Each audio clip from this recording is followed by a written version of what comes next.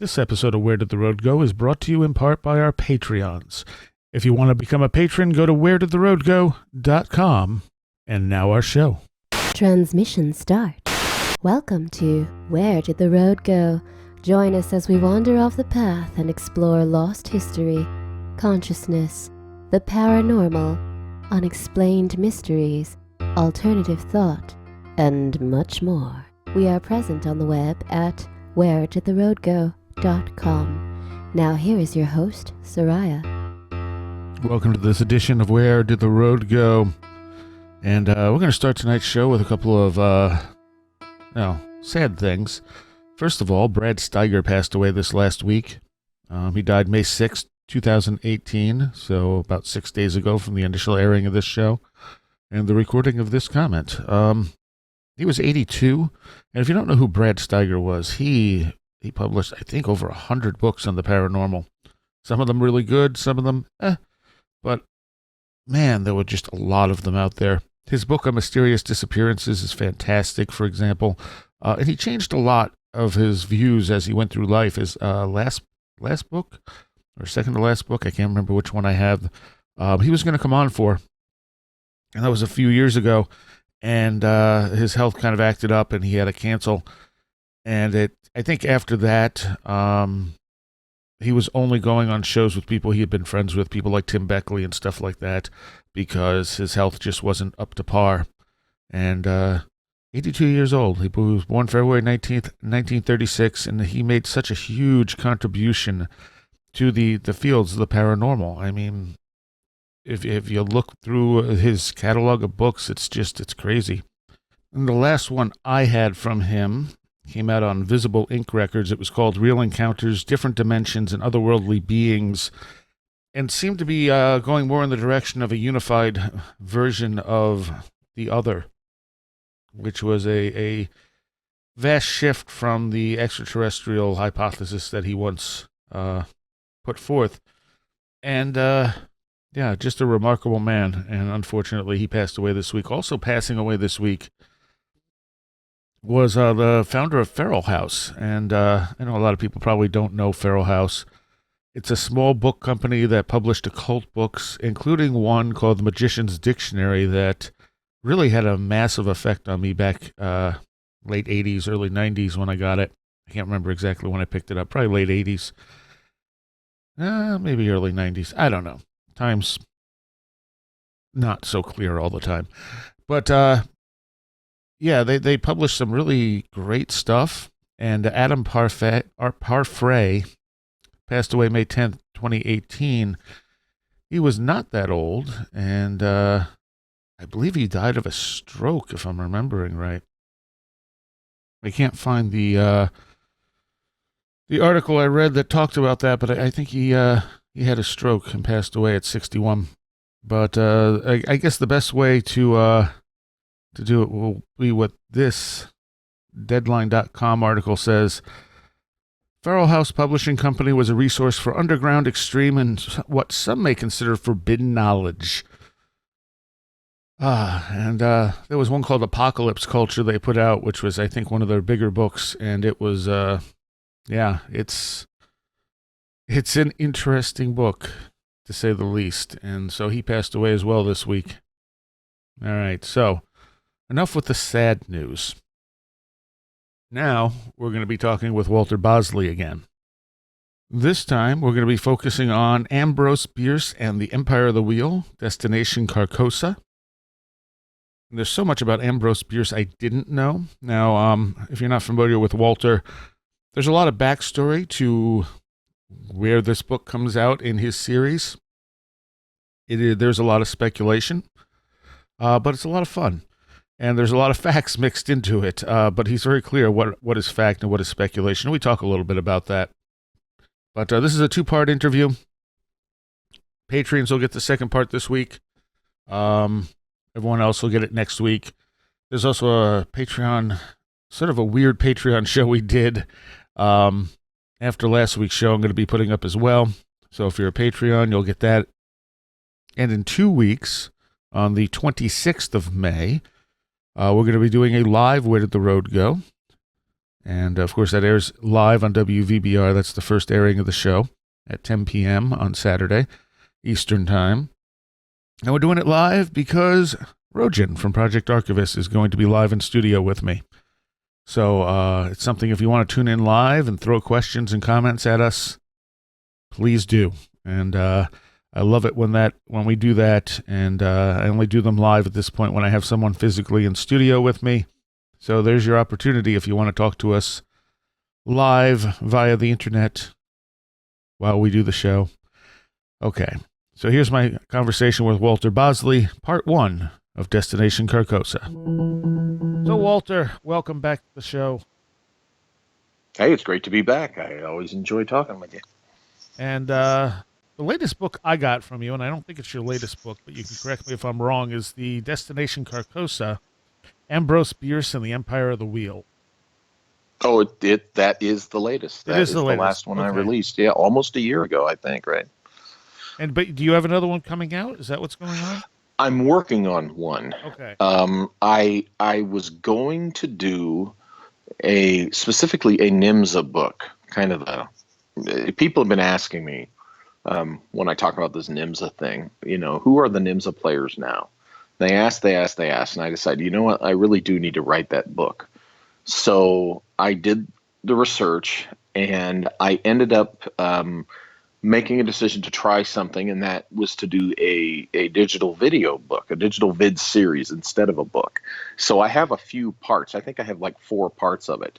And that was supposed to be a book that I was going to come out with around the end of last year or the beginning of this year. But, I just decided to go ahead and do the video book. And it's on my YouTube channel, Walter Bosley channel. Oh, okay. And so I returned to some of my favorite books that I've written are my secret missions books, which, we're going to talk about the Destination Carcosa one. And which was the last one I released last summer. And so I decided, you know what, I really want to return to that realm, because every time I work on one, it leads to more stuff towards, the next one or another one. And that's what happened. That's how the Ambrose Bierce book happened.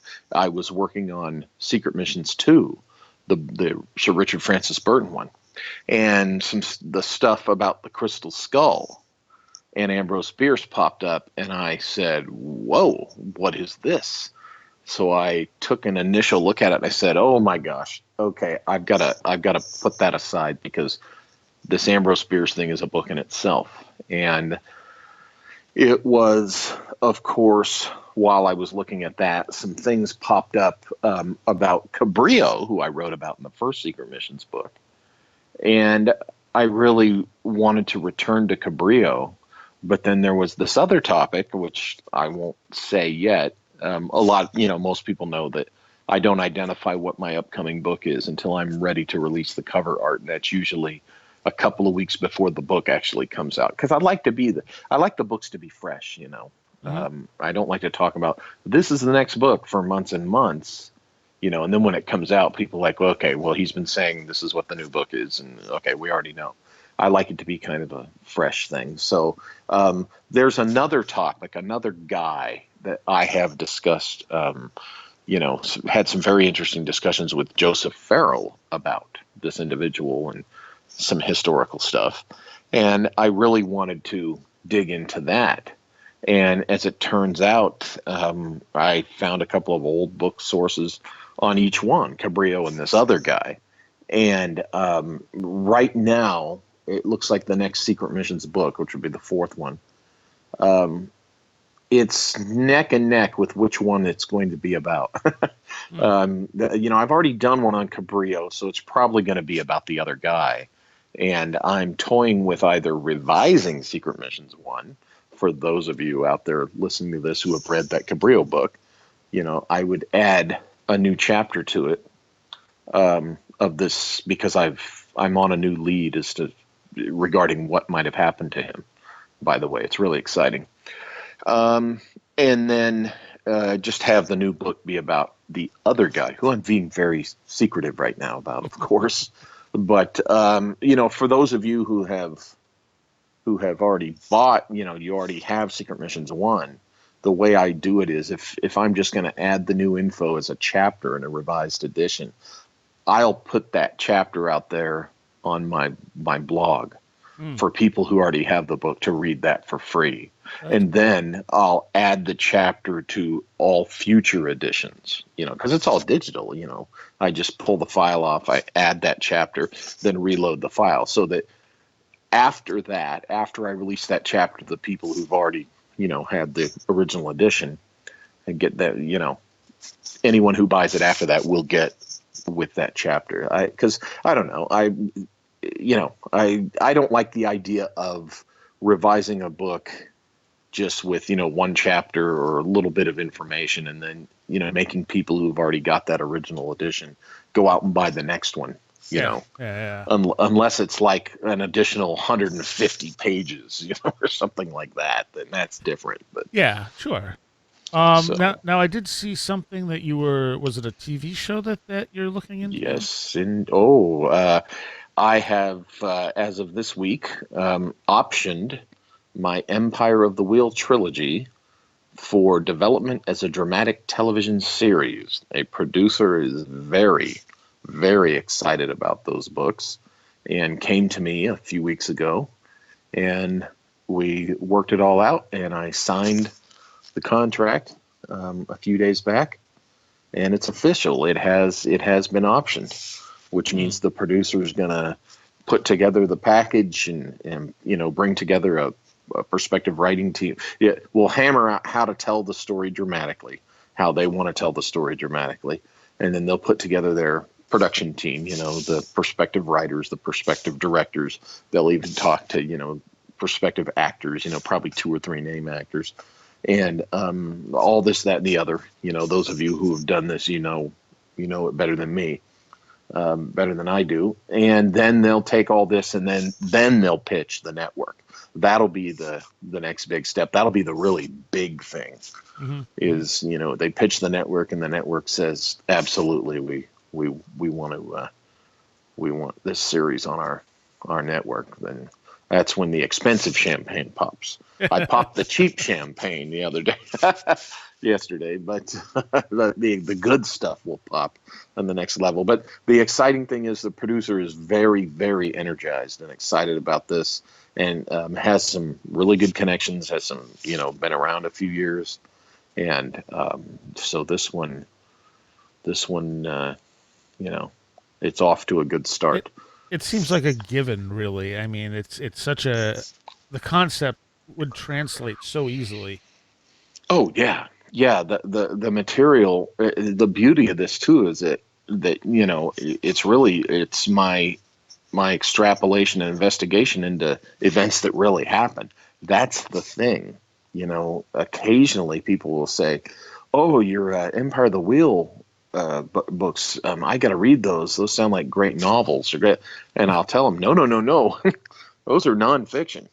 The first book talks about these 7 really questionable deaths that occurred in the second half of 1915 in San Bernardino. And, what the books are about is pointing out all the weird occult synchronicities, occult symbolism, and, what was being hidden under the surface layer here with these deaths. And, the deeper I dug, the weirder it got. And this producer is just, in love with the material, and, came to me and I agree, sees it as a potentially fantastic dramatic series. So I'm really excited. I'm really excited, to have this happen, to have signed this option. So we'll see. Knock on wood. That would be absolutely awesome to see this on TV. Oh, imagine. Yeah. It'll be a lot of fun to see it dramatized because, as I said, there's the dark, occult nature. There's, quite frankly, it's going to blow people's minds when they learn about the actual history of San Bernardino. People don't I didn't know this. I've spent a good chunk of my life here in this valley. coming and going, from my childhood and then coming and going. I've been here for years now, and I did not know about San Bernardino of 100 years ago. I knew that it was still a pretty fine place when my parents came here in the 50s, late 50s, when my dad was in the Air Force.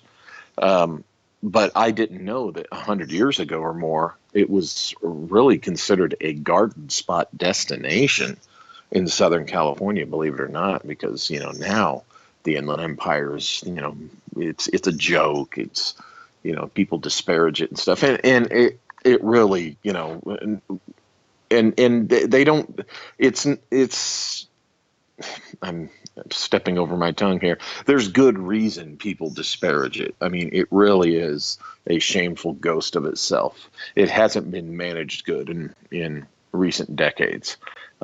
They have that issue. So, it really did take a nosedive, but it used to not be that way. And when people, if this thing does get made, and when people see what San Bernardino used to look like, I think they'll be pleasantly surprised, and it will add to the drama, of what happened back then.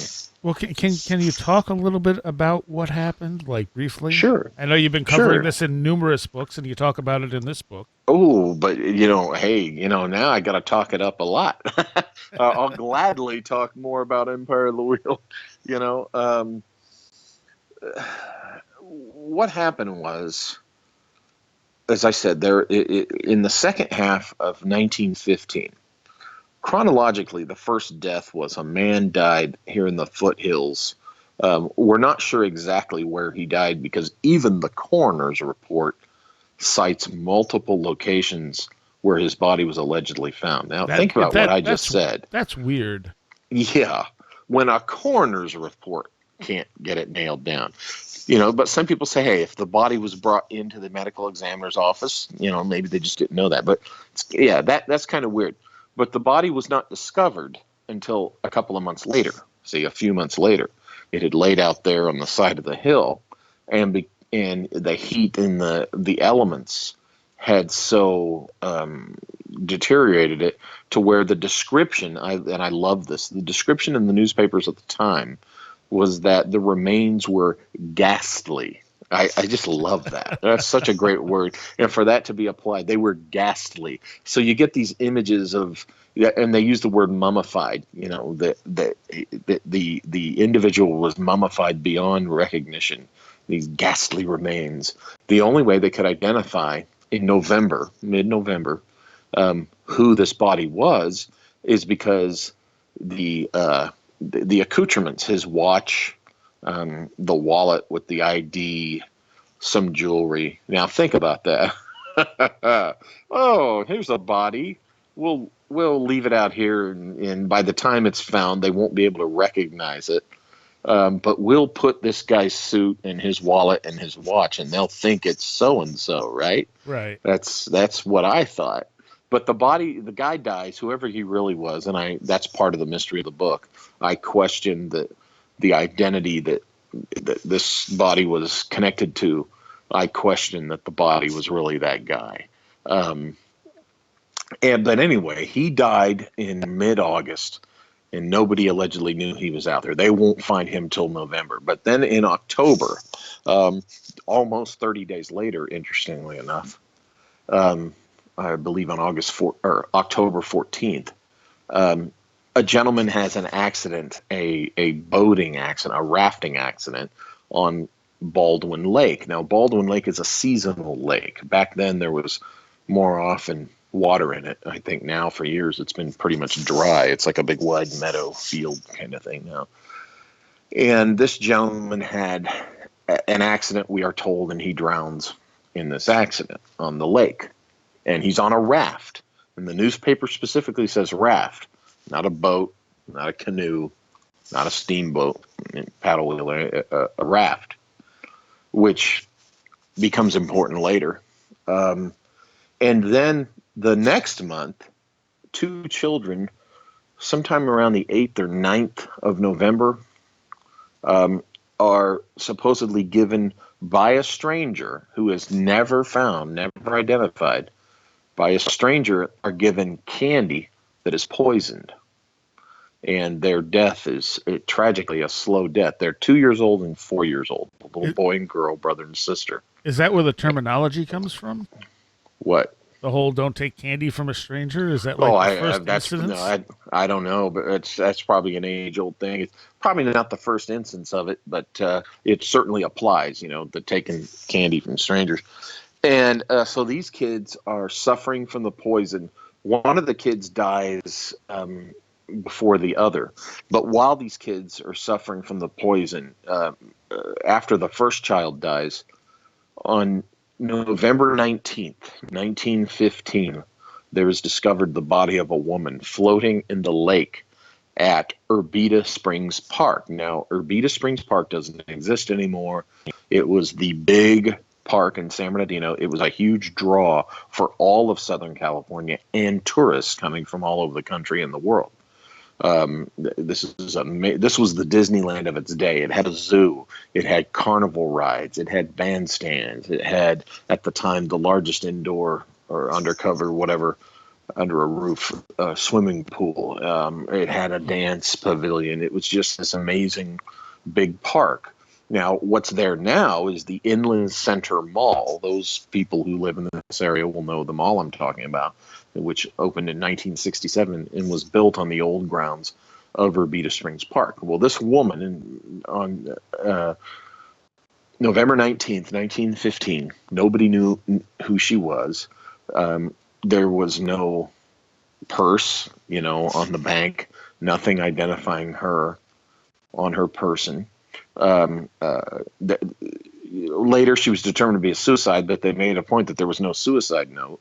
And the reason they mentioned that is because the medical examiner, when they pull her body out, they find out that she had poison in her stomach, bichloride of mercury.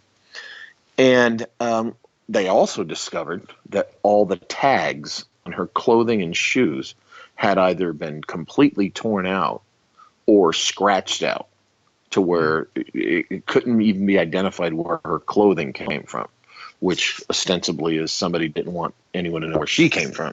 Right. She was a complete mystery. They had hundreds of people go through the medical exam. It was in a mortuary, the Marco B. Shaw mortuary. He was one of the local morticians and also a medical examiner. And they had a lot of people just come through, hundreds, to look at her body to see if anybody knew this woman or could identify her. She was a complete mystery. But the fact that she was a mystery became big news all over Southern California.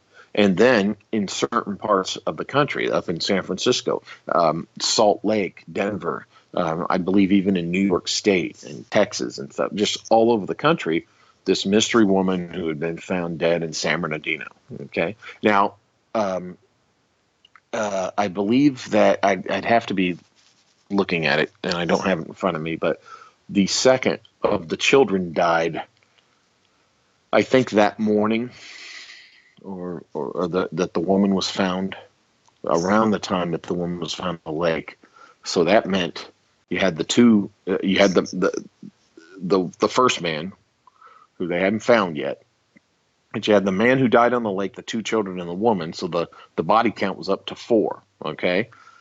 The later that day or the next day, the mummified, ghastly remains of the other man, the first victim, are found on the hillside. So now we're up to 5.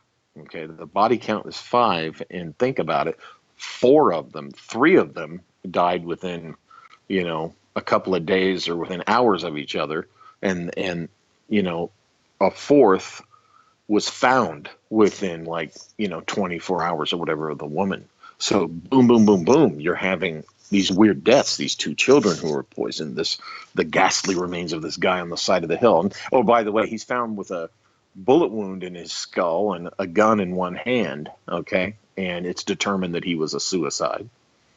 The lady in the lake, a jury of 6 men, locals, determined very quickly, oh, she's a suicide too, even though there was no suicide note found. But they said, oh, she must have been a suicide. And they did it kind of quickly. And so you have these questionable declared suicides, okay? And you have the two children who were, for all intents and purposes, murdered by a stranger who gave them poison candy. And in the midst of all this, about 11 days after the woman is found, and a week after she's just declared, for convenience sake, a suicide, in an area that had already been searched thoroughly, a man allegedly stumbles upon a purse and the suicide note. And they say, oh, this is this woman's. And the next day, I believe, or later that same day, it gets really wild because all this stuff that'll happen simultaneously. A young man is arrested on an outbound train, a train headed for Barstow. He's a 24-year-old guy, and he's just losing his marbles. You know, sitting there, he's clutching a woman's purse, and he's mumbling and going on and on about being persecuted, about hurting some woman that he says he did not hurt. So think about that. That's 11 days after a dead woman is found floating in the lake. Well, by the way, with a bruise on her ankle and another part of her upper body, okay, who was quickly declared a suicide. And, you know, they reported repeatedly in the paper, no purse, no suicide note, no purse, no suicide note, no purse, no suicide note. For 11 days, boom, in an area that was already searched, finally somebody comes up with a purse and a suicide note. You know, that's kind of questionable. And then a guy is arrested on the train, losing his mind. He's put into county hospital in the psych ward. And within a day, according to the newspapers at the time, he is released to unidentified friends from Sonora. Okay, now here you have, okay, you can accept the suicides.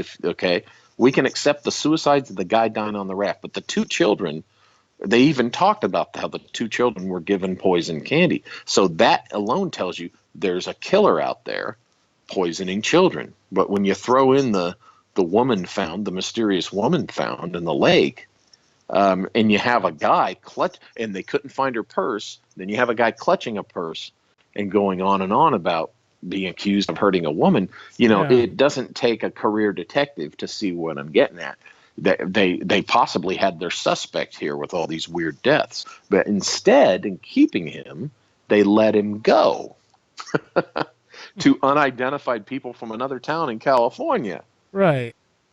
And then, so that all happens at the end of November, and then by the 2nd of December, the sixth victim dies, and she dies from having eaten a poisoned orange. Nobody knows where she got it from. And, oh, by the way, the poison in the children's candy and the poison in this orange tested by labs, and they could never identify specifically what the toxin was. It remained unidentified. Now, labs back then were pretty good, actually, in identifying poisons, and yet they could not identify this poison. So she's 14 years old, she's in Redlands, and she dies on the 2nd of December after having eaten a poisoned orange, the source of which they never knew.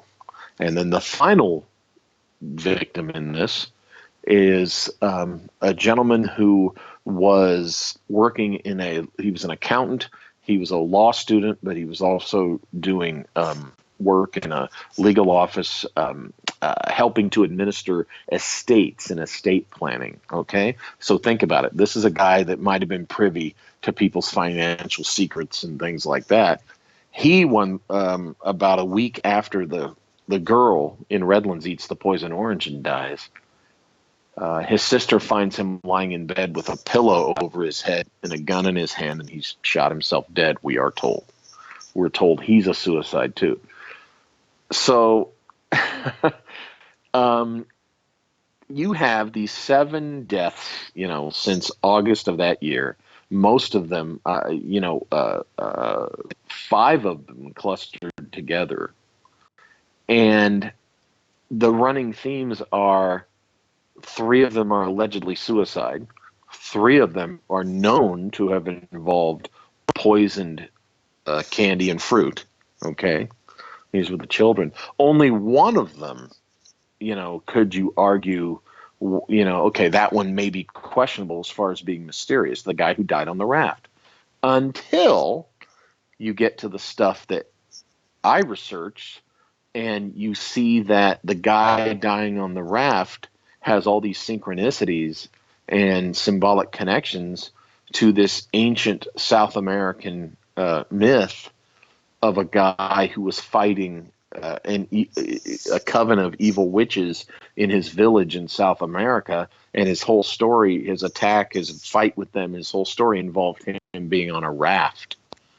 Yeah. And it's and through all of this is occult symbolism, and I just there you go.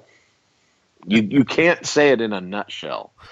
No, but it's a bunch of, and you didn't have all of this, like the guy on the raft you're talking about in this latest book. Well, yeah, I didn't come across a story about the raft until I think just a couple of years ago, because I put it on my blog. Hmm. It was the Empire of the Wheel book #1 came out in 2011, and then I pulled the thread on the guy on the train, who was taken to the psych ward, then released to these mysterious unidentified people from Sonora. I pulled the thread on that, and on the identity of the mysterious woman found in the lake, who's identified as Cora Stanton. Cora Stanton is the name she's buried under. I don't think that's who she really was. And anyway, that thread and the thread of the guy on the train and the people in Sonora became Empire of the Wheel 2, Friends from Sonora. And that one came out in 2013. And then a year later, I continued pulling some threads that had to do with H.P. Lovecraft and Harry Houdini, and that became the third book in 2014. And I didn't discover this Legend of Tonopah, this South American thing, until the year after that, 2015. Because what had happened was the death of the guy on the raft had always nagged me. I'd always said, you know what, I'm including this in here for reasons that are in the book, but there's something I'm overlooking. There's something that connects him symbolically to what somebody was doing with occult symbolism. And yeah, I do think he was a murder sacrifice. I think whatever the accident was, something happened to this guy, and he was actually murdered. But yet that was the one of the 7 deaths that there wasn't any detail on. And what happened was I stumbled upon this legend, I think in one of David Childress's books, actually. And I realized, wait a minute, a raft, a fight against people using the forces of darkness. And that's what I think was going on here in San Bernardino in 1915, because I tied the spiritualists to these crimes. And so I realized, my gosh, I think I found what really connects the guy who died in the rafting accident. I think I finally found what connects him thematically in that occult way to this whole thing. And so, yeah, I needed to go into that, and I talked about it in the Bierce book, I believe. I think I refer to it also. Yeah. Yeah. Okay. There's so many little connections in all this stuff. Mm-hmm. Let's talk about Bierce. Mm-hmm. I was mostly, and it's funny because you said the same thing, I was mostly familiar with him from the Devil's Dictionary. Right, as most people are. And that and the occurrence at Owl Creek Bridge, I believe. The story, yeah, which I'd never read. I mean, I've learned a little bit more about him as time has gone on. Right. But that was the main thing. I knew he did the Devil's Dictionary. I knew he was a Civil War vet. You want to tell people a little bit about him? Oh, fascinating guy. I had admired him. It was just like with Burton. When I went into writing the Burton book, I was a big admirer of Sir Richard Francis Burton to begin with. And when I discovered with Burton, who wrote about everything he did, I mean, ad nauseum, to the point where by the time he got to his book he wrote on his trip through Utah and Salt Lake, That was one of the most drudgerous reads I have ever done in my life. But Burton wrote about everything. And yet, when I stumbled upon that little factoid there, that little fact that there was a 6-month period of his life when he was in South America that he didn't write a single word about. It's more specifically a 4-month period that's a complete blank in his annals. And when he did address it, it was just, I think it was BS, just something to tell people.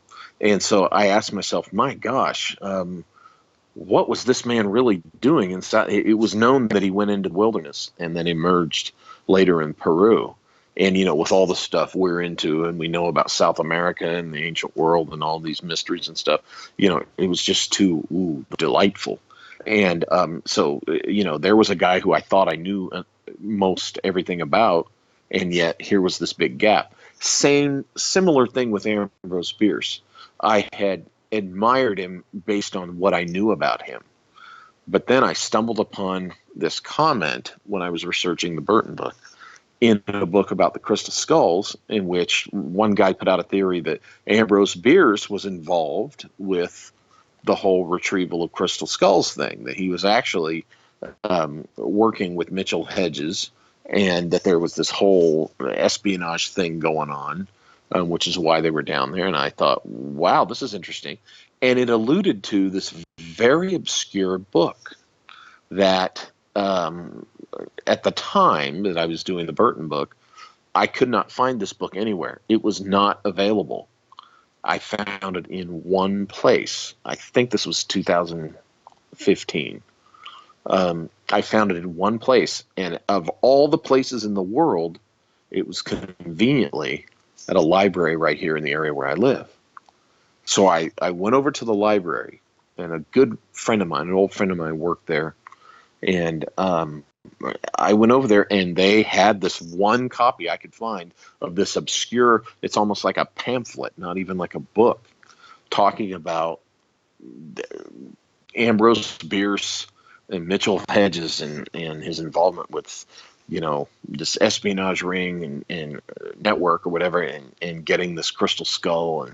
And I was just blown away by this thing. And I thought, well, this is interesting, because when you look at what the man wrote, he wrote some weird stories, and I absolutely loved by that, by this time I had years ago seen Robert Rodriguez's From Dusk Till Dawn. Well, he produced it, From Dusk Till Dawn 3, The Hangman's Daughter.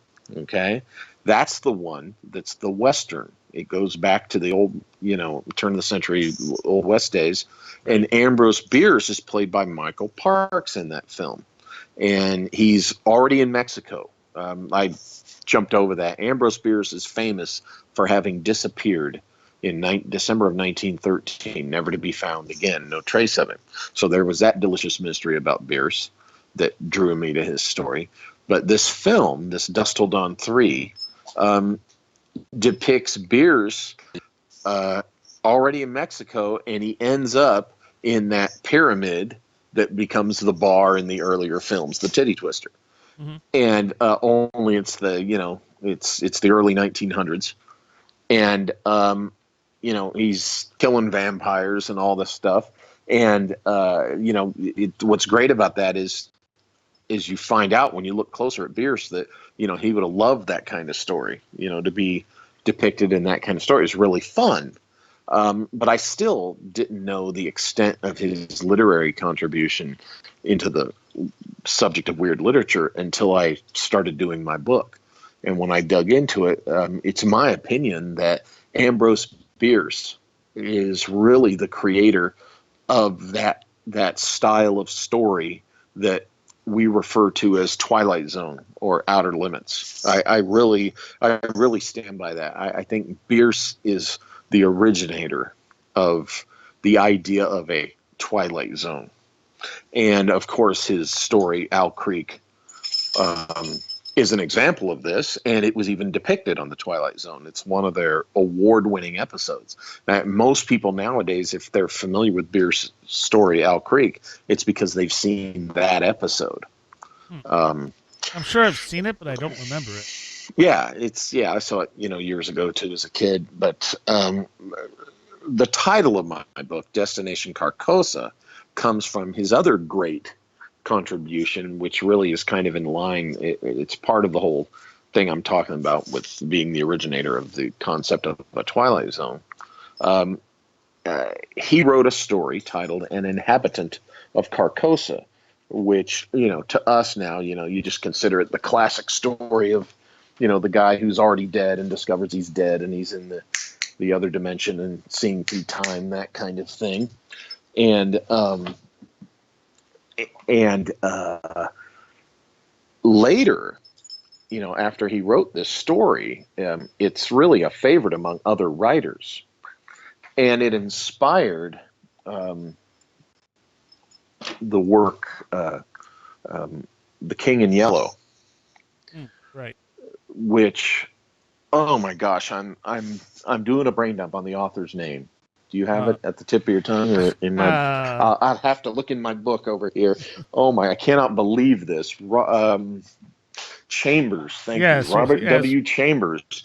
How could I forget that? That's like forgetting the name of Poe almost. Robert W. Chambers, his great contribution to literature of supernatural horror and the like is this book, this seminal book, The King in Yellow. Okay, when I was a young, I've been a horror fan all my life, thanks to my dad. And when I was in junior high, high school, and really starting to think about being a writer and studying that kind of stuff, every horror writer that I read an interview by or personal commentary of, they would always refer to this King in Yellow, okay, this Robert W. Chambers and the King in Yellow, and they would talk about how amazing it was. So I've been hearing about it for years. Finally, it's really only in relatively recent years that I sat down and read the whole thing. I had seen snippets of it, but the great thing about The King in Yellow is it's a collection, a kind of a loose collection of stories in which this title character, the King in Yellow, is mostly just alluded to. Okay, right. He's not in the stories. He's talked about by the characters in the stories. And there is one particular story in which, all the stories talk about this play about the King in Yellow. And to read the book and to see the play is to go mad. No man can read it or watch it and not go mad because the information is so whatever. And of course, they don't say what the information is in detail. They leave it, the reader is even mystified, the reader of Chambers' book. And if you recognize that device, Bram Stoker used that later after Chambers wrote The King in Yellow. Bram Stoker used that in Dracula. Right. Okay, his novel. I hope I have I do believe I have my order right. Chambers did his first. I think so. I apologize if I'm getting that wrong, but other writers use this device. In Stoker's Dracula, Count Dracula doesn't appear until like halfway through the novel. Stephen King, in turn, did that with his masterpiece, Salem's Lot, one of the greatest vampire novels ever written. And the Barlow, the vampire, does not actually appear until, I think 2/3 of the way through the novel. And the characters don't even, really admit, hey, we got a vampire problem until halfway through. King, that's King borrowing from Chambers, decades before him. So in Chambers, the King in Yellow comes from the land of Carcosa, okay? Chambers himself had been inspired to do his masterpiece by Ambrose Bierce. So I read that as I'm researching Bierce, and I'm thinking, wow, Bierce really had a greater, this Inhabitant of Carcosa story really was huge as an influence on subsequent writers of supernatural horror literature. But as I researched him further, what I found out was he wrote more stories on the bizarre and the weird and the supernatural than anything else. And Bierce also, I mean, remember, he wrote a lot about the Civil War and is now considered the greatest veteran, Civil War veteran who became a writer. His writings are considered the best among the veterans who actually fought that war and then later wrote about it. So he's, set aside the weird fiction, Bierce is highly respected for his essays and writings and stuff about the war. But even that said, he wrote more about the supernatural and the weird stuff. So here was a man who was actually, he could be sarcastic. He was known to be, they called him Bitter Bierce because he was, kind of surly and he was just would raise hell with people he didn't like in a very eloquent way, but also gruffly. He was hard on famous people, but he was apparently just wonderful to the common person. That's the kind of guy he was. But the aficionados, the self-appointed Bierce experts, they say, oh, he did that for for fun or whatever. No, I disagree. He spent a lot of time writing, and most of what he wrote was actually this weird stuff. That tells me there's a man who's interested a little bit deeper than just experimenting with fiction in the concepts in these weird stories. So I began to wonder, could he actually have pursued these things? Could he actually have been involved in the pursuit and the recovery of this crystal skull, this mysterious crystal skull? Because he wrote a lot about these weird things. And so it just opened up all sorts of possibilities with when he disappeared. Where did he go? What did he want to see? What was his goal? And as I say in the book, you find out that, it's been this big mystery. What happened to Ambrose Bierce? And some guys in recent decades have just gone with he was shot to death during the Mexican War, or he, I think Joe Nickel says it's reasonable that he returned to the States secretly, went out to a little corner of the Grand Canyon and shot himself. Only in our modern times, when every inch of the Grand Canyon has been mapped and explored, no remains of Ambrose Bierce have been found yet. Right. But they all want to go with the easy one. So much so that there's a little town that even has a grave. Oh, this is where Ambrose Bierce was buried, with absolutely no proof whatsoever that he died there. But hey, it's great for tourism. Well, Sure. Here's the thing. Big mystery. What happened to Ambrose Bierce? If you look, okay, it's not like I found it in an archive in a dusty old vault. If you look in the man's writings, he says, I think, like 4 or 5 times to various people in once in a newspaper interview, and I think the other times were in letters that are in the collection that's been published. He says that his goal, his objective, was to go through Mexico and on into South America. And yet, before me, no one ever took seriously the idea that maybe he made it into South America. They just seemed to gloss over that. Oh, he died in Mexico. Right. Before me and the guy who wrote the mysterious, obscure pamphlet in the 70s. So, with all this, what he wrote, his influence, and clearly what he was interested in, I looked at that guy's pamphlet and I realized I think he was onto something. I think whatever he found out, I think his suspicions about Bierce were accurate. And, Bierce didn't die in Mexico. I think I think he did have the assistance of getting through Mexico and what he did in Mexico of the American intelligence officers that were in Mexico at the time. The Office of Naval Intelligence had agents throughout Mexico, and specifically among the ranks of archaeologists in Mexico at the time during the World War leading up to World War I. 1913 is when Bierce disappeared. So, I didn't know that until I, had dug deeper, was that there was quite a network of American archaeologists that were actually also U.S. Navy intelligence spies. That makes Okay. sense. Yeah, at the time, Germany was really after Mexican oil, but the British, the Allies were needed the Mexican oil, and they needed to protect those sources. So that's why there was all this skullduggery going on with agents in Mexico at the time.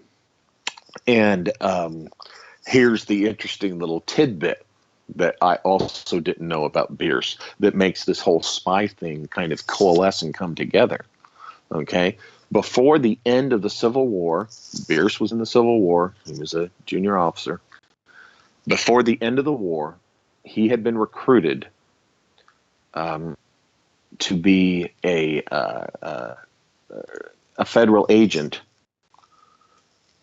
in the towards the end of the war, and after the end of the war, the southern states were supposed to turn over their cotton and their cotton revenues, and they weren't doing it. They were stealing it. Okay, and so the I believe the Treasury Department at the time, later, of course, when the Secret Service would be created, that would be in the Treasury Department. Bierce was recruited by them, okay, to work this issue of the cotton revenues. Well, there he began his association with the U.S. Treasury Department, okay, and then after the war, he had the opportunity to be part of an exploration, a cartographic exploration of the western states with his former commander, Colonel Hazen. William B., I think was his first middle initial. William B. Hazen. And so Bierce went on that expedition, and I chronicle this in the book, of course. You've read it.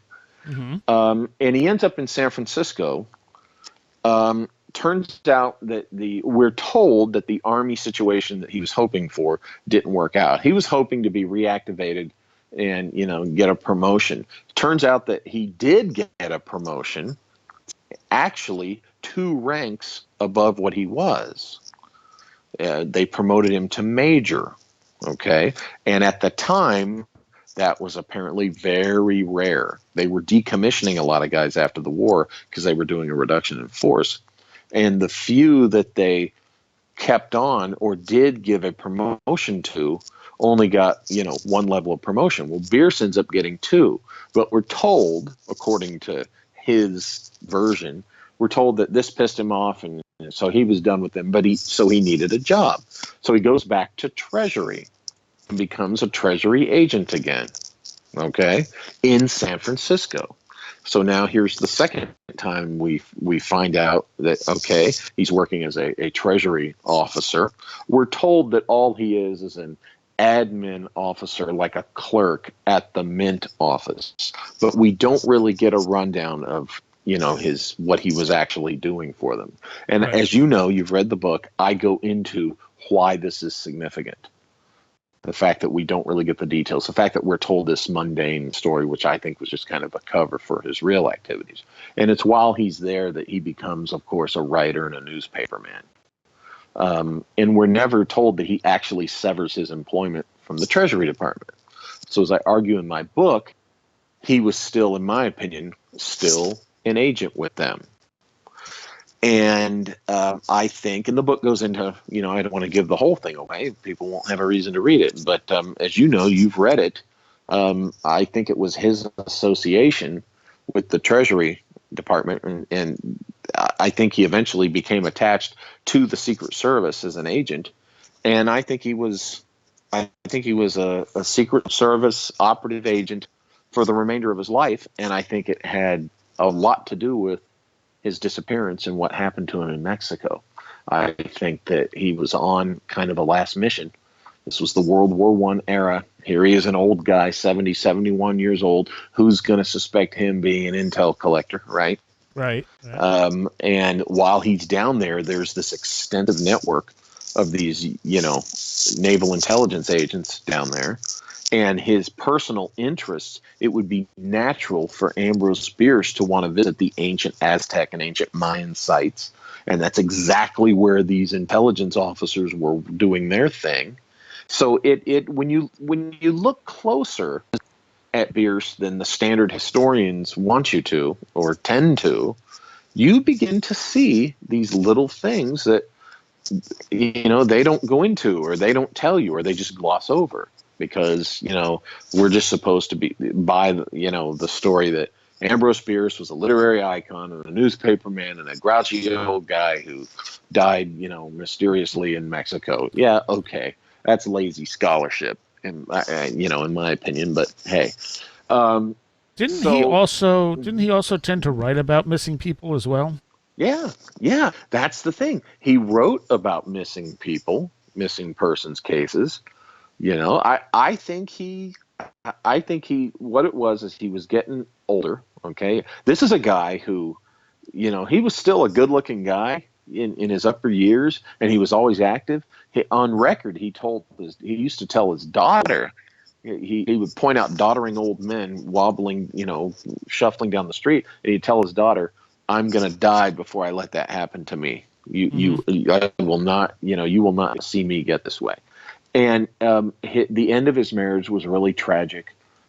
He had thought there was an infidelity, which there wasn't, but it messed everything up in their marriage. He really wanted to get back together, but because he didn't communicate this, his wife assumed that he wanted a divorce, so she had went ahead and got the divorce, and then that broke his heart further, and then she dies, younger probably than she should have. And so he's lost the love of his life. He doesn't want to be a doddering old man. He's aging. He's not happy. I think one or both of his sons are dead by that point. And just his personal life, he really has no reason to stay. His daughter is married and is, taken care of. And in those days, that's how they looked at it. Okay, she's married. I don't have to worry about her. So I think, his whole thing was he accepted a last mission, and he fully intended to just get down to South America and just live his days anonymously the remainder of his days. And the people who knew Ambrose Bierce up here, would just remember him as being still vibrant and active, and he could, get old and die without, losing in dignity, because, guy had a little little vanity there, not in an unhealthy way. And so I think that's what he did. I think he did exactly what he said to 4 or 5 sources in that newspaper article. I think he made it through Mexico without a problem. And I think he went into South America, and that's where Ambrose Bierce lived the rest of his days and died, in my opinion. Now, one of the things you point out in the book is a lot of this is based on speculation. You're taking what facts you can find and then laying it out. Yeah, I here's the point that it becomes 100% pure speculation, and on my part, is when he disappears. I mean, that now the other stuff about what he might have done in the intervening years as a treasury agent, we know that he was a treasury agent. Okay, that's a fact. We know that he was in the milieu of these guys, usually connected to or actually known to be involved with the airship building milieu, because the book goes into that too. That's a speculation. And, as I point out in the book, I identify when I'm doing that. And I admit this one does indeed have, some speculative stuff in it. But, I do my best to identify clearly where that is. But as you said, fortunately, it is hung on things that are facts, that are true. And I think what it does is it's connected to things that are true, that are documented facts about him, and they justify the speculations. In my opinion, it's not unjustified speculation. It's reasonable. Yes, it's definitely reasonable. And as I said to you, the difference between like what you're doing and what some other people tend to do is you're pinpointing, okay, we know this, we know this, we know this. Mm-hmm. Here's my speculation, what happened based on what we know. Whereas you have other authors and other speakers who will say, we know this, we know this, we know this. Here's what happened. This is fact. Yeah. And you're acknowledging that this is speculation because we don't have the evidence. Yeah, And it and I seems, try not to just leave it hanging to allow people to assume that it's fact if I know it's not. but it seems like you get some people attacking you over that. I'm judging that from the some of the comments you left in the book. Yeah, I like to poke at my critics and detractors. One of my things is uh, yeah, there's some folks out there that it really bothers them the fact that anyone speculates at all. And my response to them is, well, then don't read this kind of stuff. Right. Ignore it. Just let it go. Um, and we have moved. It used to be worse a few years ago than it is right now. But yeah, it bothered them that I speculated on anything, even when I would identify it. Um, and then, of course, there's the self-appointed experts, and I like to have fun poking at those folks Hmm. and the people that hate when I speculate. But I will say that that's the reason why I identify when I'm doing it clearly. I think clearly, Yeah, oh yeah, absolutely. You're and very it's fun. you're very particular about saying, okay, here's where I'm just going to speculate, or this chapter is pure Yeah, speculation based on some of the facts I found. What if yeah. this happened? And I tell I love people, that. stop reading now if it bothers you. Yeah. I tell people, like, tonight I'll say, look, if speculation bothers you, don't buy my book. Don't bother, because it's kind of disingenuous or ridiculous when somebody who is not into what I do, the kind of thing I and others do, when they buy your book, they read it, and then they want to complain about that. It's like, well, you don't like this stuff to begin with, so why did you waste your time? But as we know, there's kind of a threads of a culture out there that there's just people who like to complain about Oh things and yes. throw mud at things. It's just that's their entertainment, you know. So so as briefly as you can, explain Nimza to people who may not be Ooh. familiar. Okay, Nimza, we have the original source is a single man, Charles Delschau, who was a German immigrant who claimed in several personal notebooks that he created. They have a lot of artwork in them. In several diary pages and notebooks he created in between, I think, 1890 and 1923 when he died. He talks about this secretive German-based organization that he called Nimza, and the letters are all capitalized. So we are led to assume, in that case, reasonably so, that this could have been an acronym. But Del Schau, in his journals and in his books, very specifically talks about a group of German immigrants in the 1850s in California, just west of Yosemite, in an area where they're associated with the town of Sonora, which ties us back to the Empire of the Wheel. Mm-hmm. In this area, the Tuolumne County in Sonora, California, in the 1850s, Charles Delschau claimed that these gentlemen, these German immigrants, were building and experimenting with flying machines in the decade prior to the U.S. Civil War. And they weren't balloons, they weren't airplanes with motors. They were allegedly using a chemical process that essentially created, for lack of a better term, anti-gravity Hmm. in the 1850s. Now, that sounds nutty to 99% of the people listening out there.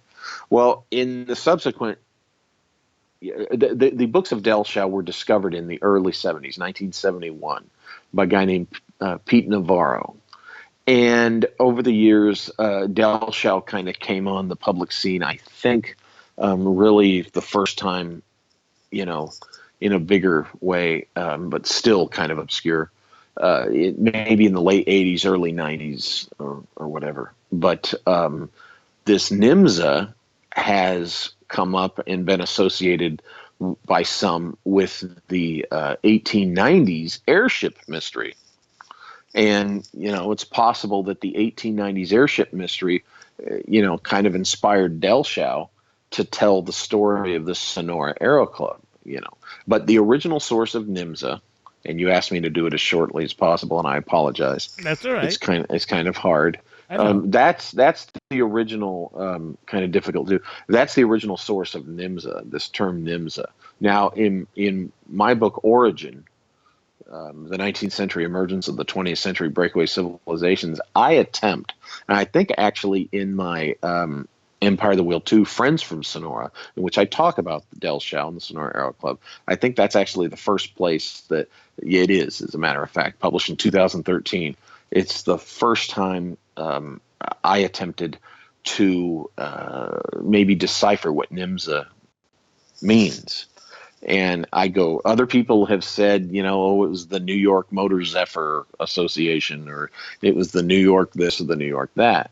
When actually, when you go to Delshow, he says, no, it was a German-based organization. It could not be a New York anything. Mm-hmm. So to bring this long story as shorter as possible, in my books, I have attempted to identify what the Nimza acronym is, and I think it was a Prussian, led organization, and I think I've tied the threads from the Nimza that Delshow's talking about in the mid 19th century through the era of the airship mystery of the 1890s into the early 20th century, and that they were possibly an influence upon early 20th century German occultists, and ultimately organizations like the Thule Society and the Brill Society, and of course ultimately one of the influences that helped create the Nazis.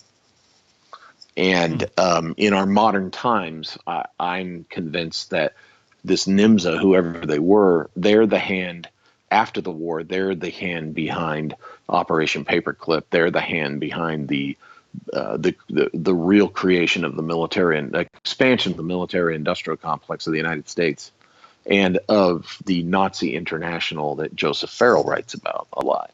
I think Nimza's with us as a globalist organization with essentially, domination as their objective.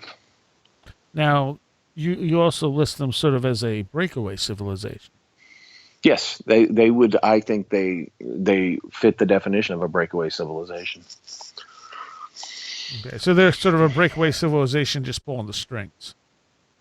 Yeah, with my research, I get into the possibility of another breakaway that emerged from what I think was America's first black project, which I go into in the Bierce book, as you know. Mm-hmm. I think Bierce had a peripheral association to that. And I think it was the result of this black project that actually is the hand behind the 1890s airship mystery in the United States. And I think that group that was building those airships in the 1890s, I think they eventually broke away to form their own thing, which of course we call a breakaway civilization. And I think they stand as rivals to the Nimza. That's my big picture view. Right. And how do you support this when people want more evidence behind it? Well, all I have is, Delshow's writings.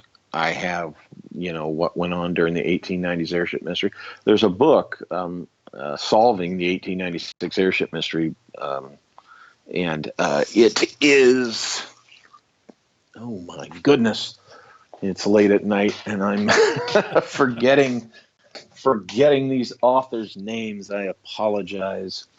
Oh gosh, this is embarrassing. It happens. It's Michael. It's in the Bierce book. Gosh darn it!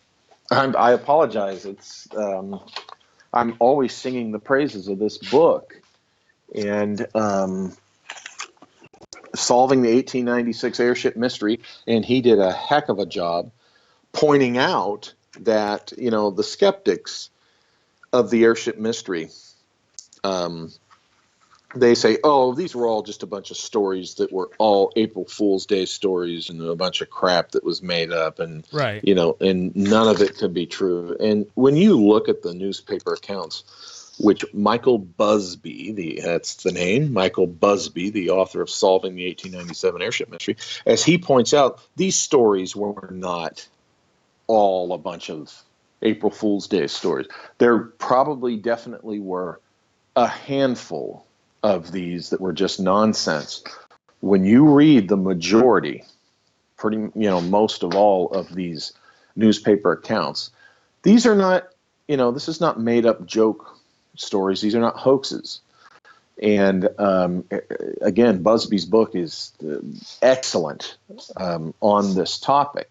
Well, there's that. There's the research that I, dug deeper on from Busby's book. He provided some great leads, particularly two characters who, allegedly were according to a couple of these newspaper accounts, they talked to the witnesses. The airship landed. Two very human beings got off the airship.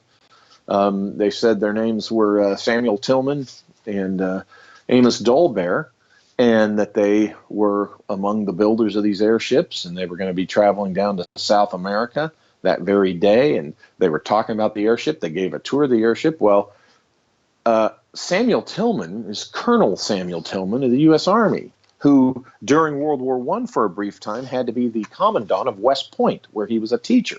This is documented fact. You can look up Colonel Samuel Tillman online, and there's his photograph. And when you look at his bio, it's impressive. When you look even closer at his bio, you see that he could easily have been involved with the further development of the same kind of chemical mechanical technology that the Sonora Aero Club was allegedly using in the 1850s to build flying machines. Okay? Well, that's the kind of thing, to answer your question, that, just what I've been talking about with what's in Busby's book and with Colonel Tillman and digging deeper into this. That's really kind of what I base my my speculation about this other breakaway civilization upon, is this interesting collection of truth and facts and stuff that you can reference and point to. And yes, I admit that what I've tried to do is fill in some blanks, but Right. Again, in the most reasonable way I can, working within this subject we're talking about, and again, very clearly identified as such. So, Yes, and that is again something that is to be commended, really. thank you. Um, I try to be honest. and it seems like a lot of these, like when you're talking about the guys' names in the airships, you're connecting them to actual people that Yeah. could actually these are the be doing names. this stuff. Yeah, these were the guys that they're identified in the newspaper accounts in the 1890s and 1897, and they're and here's the key. Here's the key. It's not like the witnesses said that Mark Twain and Admiral Farragut stepped off, or Mark Twain and Nikola Tesla stepped off the airship, right? Mark Twain was very, very famous, by, people knew who Mark Twain was. People had heard of Nikola Tesla, right? No, instead, the witnesses said a guy named Samuel Tillman and another guy, Amos Dolbear. Now, I don't think these guys were famous celebrities in the 1890s, Tillman and Dolbear, to Right. where somebody could just say, oh, yeah, it was these guys. No. So that lends a little more credence or whatever to this account. The fact that, Tillman and Dolbear were the ones who the witnesses encountered. The only thing that comes to mind, so these, of course, have always been associated with the UFO phenomenon. And especially Jacques Vallée pointed out, some of the similarities in Yeah. UFO encounters in some of these. But he Yeah. also talks about, like Keel's name game, where you Hmm. have actual names being used in the UFO Yeah. phenomena that aren't. So, what are your thoughts? The problem I have, to connect the 1890s airship mystery to the UFO thing, our modern UFO thing, and what you're talking about with Keel, I think is it's just a mistake. It's erroneous. It's a misstep. Because when you anybody who looks honestly and closely at the 1890s airship mystery, everybody I know that has, they come away saying, yeah, these had nothing to do with UFOs from other worlds. This was, when you look closely, and it really, the UFO UFO crowd doesn't want to hear that. They want everything, that has to do with the sky to be their thing.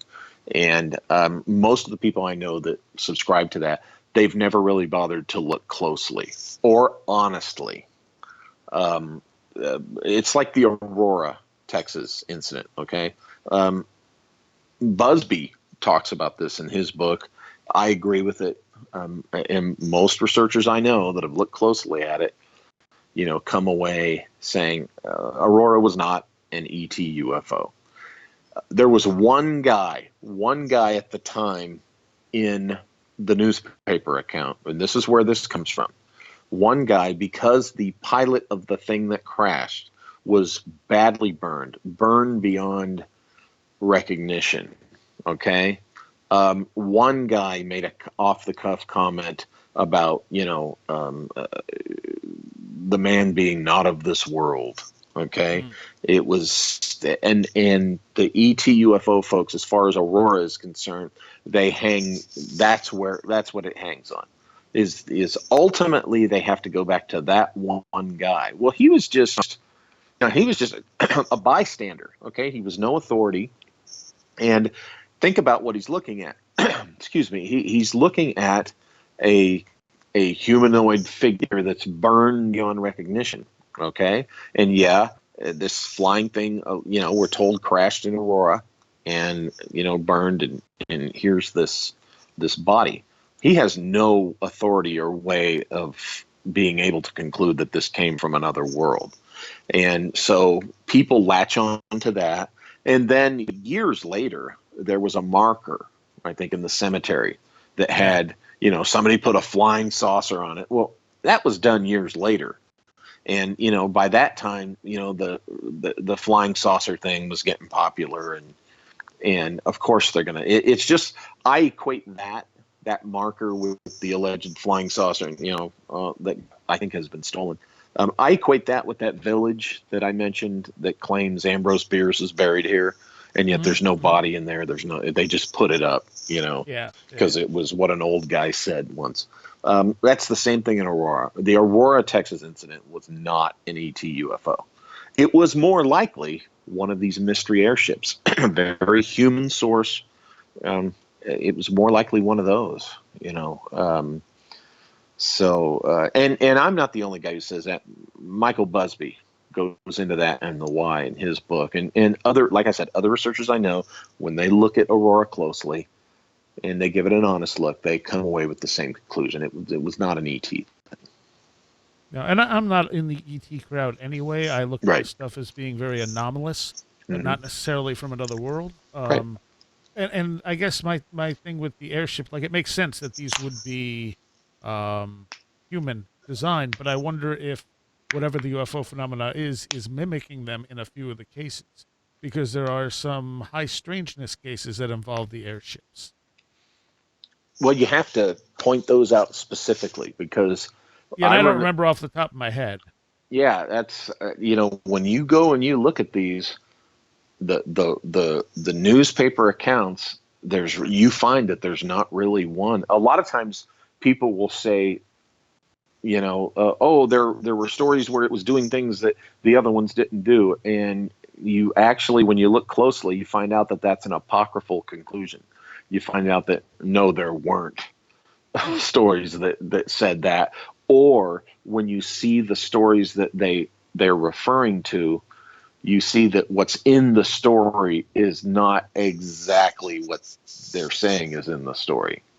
I see. And so, and I know it's a contentious thing because that every UFO is ET crowd there, that's become a religion.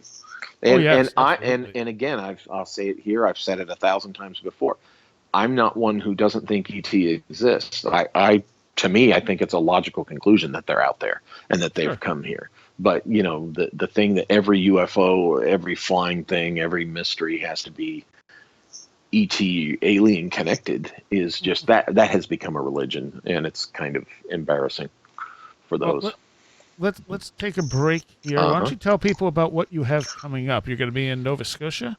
Yes, I'm going to be speaking at the Esotericon in Halifax next weekend. Um, Tim Banal, Greg Bishop, Micah Hanks, but it also has the distinction of being Stanton Friedman's final public lecture. He's retired. He's retiring. This is going to be his final public presentation, his public talk. Wow. So that'll be interesting. And what's the date on that? That is the 18th through the 20th of May. So it's Friday, Saturday, Sunday. And where is it exactly? It's at a university. I apologize. It's a free event, by the way. So those of you who are going to be in Halifax or live there, you can attend this for free. It's the KTS Lecture Hall at the University of King's College. And I've never been to Halifax and never been to Nova Scotia. I'm looking forward to this. So nice. And a special thanks to our Patreons who are pledging $10 or more: William Lovelace, Mark Brady, Allison Cook, Christopher Vaughn, Robert Groom, Scott Morris Everett, Chris Elmquist, Supa Inframan, Russell Wilcoxon, Patricia Gayaquinta, John Eddy, Alfred Tuttle, Kevin Schreck, and Carla Mahoney. Thank you all so very much. All right, and there's part 1 of my talk with Walter Bosley. Part 2 will be next week, unless you're a Patreon, in which case you'll get it in probably the next couple of days. I also have a few personal listener stories that are going to be going up in the for the main show, not just for patrons. And if you have stories and stuff you want to talk about, drop me a line at stories@where'dtheroadgo.com. I know a lot of you did probably over a year ago now, and I just never had time to follow up, but I'm trying to kind of catch up with all of that.